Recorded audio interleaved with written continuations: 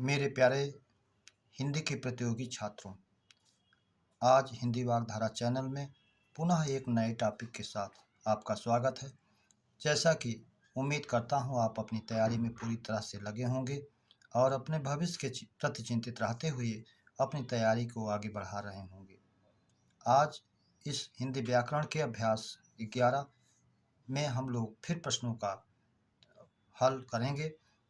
तो आइए अपने हम अभ्यास 11 की शुरुआत अपने पहले प्रश्न से करते हैं। आदिकाल के हिंदू मुस्लिम संस्कृत के प्रतिनिधि कवि। विकल्प ए चंद्रबरदाई, विकल्प बी नरपत नाल, विकल्प सी दलपत विजय, विकल्प डी अमीर खुसरो। तो जैसा हम जानते हैं हिंदू मुस्लिम संस्कृत के प्रतिनिधि कवि हमारे अमीर खुसरो जी हैं, इसलिए विकल्प डी हमारा सही हो जाता है। प्रश्न नंबर 2, निम्न में समृद्ध स्वर है। विकल्प आ, विकल्प बी आ, विकल्प सी ई, विकल्प डी ए। जैसा कि जानते हैं समृद्ध स्वर में हमारा ई और उ आता है, तो विकल्प सी हमारा इस प्रकार से सही हो जाता है समृद्ध स्वर में। प्रश्न नंबर 3, हिंदी में कुल वर्णों की संख्या है। जब कुल वर्ण पूछा जाता है तो हम सारे हिंदी के स्वर और व्यंजन को मिलाकर के बताते हैं। विकल्प ए 44, विकल्प बी 46, विकल्प सी 50, विकल्प डी 52। जैसा हम जानते हैं हिंदी के वर्णों की कुल संख्या 52 होती है, विकल्प डी हमारा सही हो जाता है। प्रश्न नंबर 4, आबाल वृद्ध में समास है। विकल्प ए बहुव्रीहि, विकल्प बी द्वंद्व, विकल्प सी द्विगु, विकल्प डी अव्ययी भाव। अब हम जानते हैं कि उपसर्ग और निपात या अव्यय जिसका प्रथम पद हो जुड़ा हो वह अव्ययी भाव में होता है। इसमें बाल वृद्ध में आ जुड़ा हुआ है, आ बाल वृद्ध, इस तरह से इसमें अव्ययी भाव समास हो जाता है, विकल्प डी हमारा सही हो जाता है।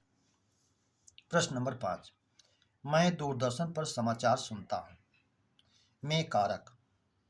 विकल्प ए कर्म कारक, विकल्प बी अपादान, विकल्प सी करण कारक, विकल्प डी संप्रदान। जैसा हम जानते हैं जब किसी साधन या माध्यम का प्रयोग करते हैं तो हमें करण कारक उसमें आता है।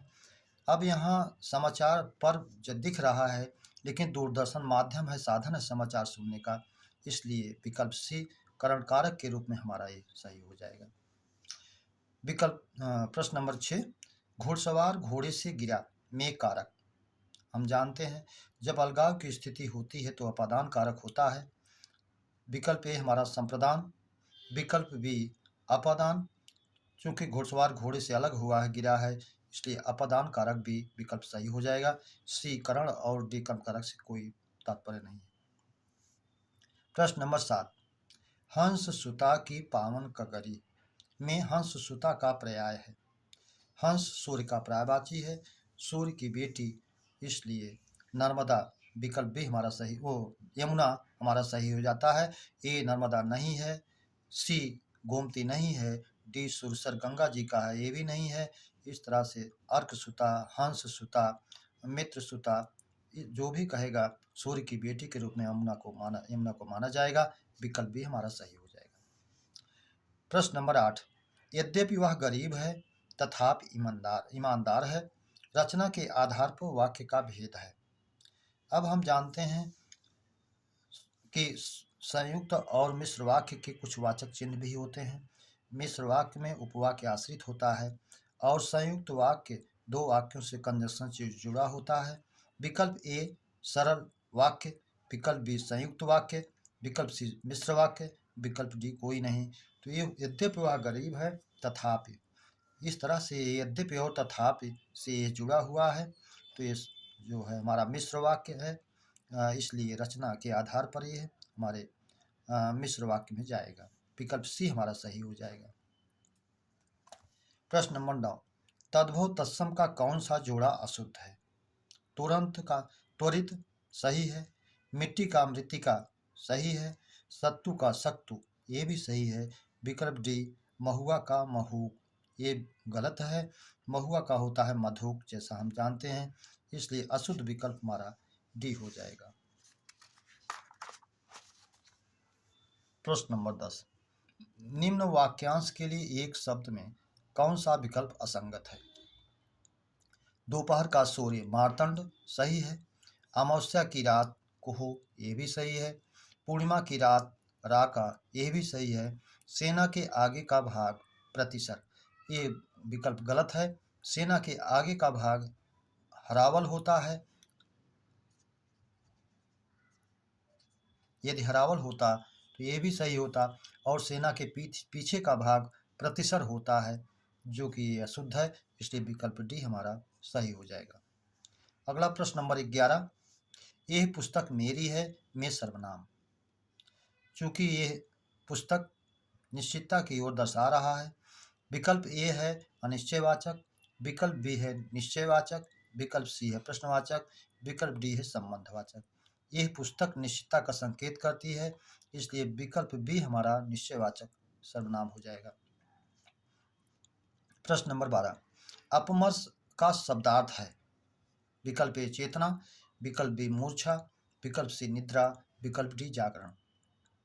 जैसा कि हम जानते हैं, ये संचारी भाव का एक भेद है और इसका शाब्दिक अर्थ होता है मूर्छा। इस तरह से विकल्प भी हमारा सही हो जाता है।